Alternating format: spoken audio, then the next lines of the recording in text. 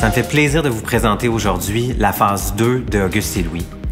L'engouement puis la réponse du public ont tellement été positifs qu'on se devait d'être au rendez-vous avec un deuxième chapitre. Vous reconnaîtrez sans doute ici la première phase du projet. Et on vient implanter la phase 2 en continuité sur René Lévesque, devant le parc Aristide-Beaugrand.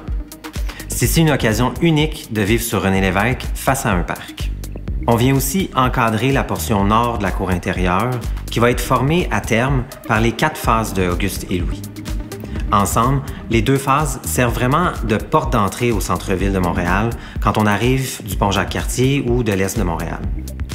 La phase 2 est en continuité de la phase 1, c'est-à-dire que c'est important d'avoir un fil conducteur entre les 2 phases, tant à l'intérieur qu'à l'extérieur.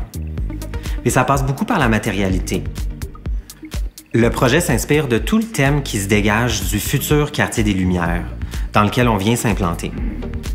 On parle ici des frères Auguste et Louis Lumière, qui ont été des précurseurs dans le domaine de la projection cinématographique.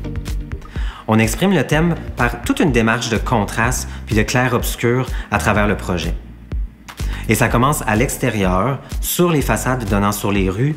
On vient travailler une matérialité de maçonnerie puis de revêtements métalliques dans des tonalités plus foncées, plus soutenues. Puis on crée un contraste très fort, alors que dans la cour intérieure, c'est un revêtement beaucoup plus clair, lumineux, qui fait rebondir la lumière du soleil pour les résidents.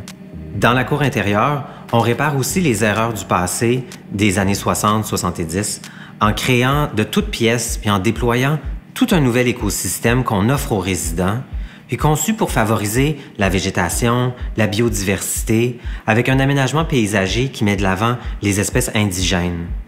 C'est vraiment un oasis de tranquillité en plein centre-ville.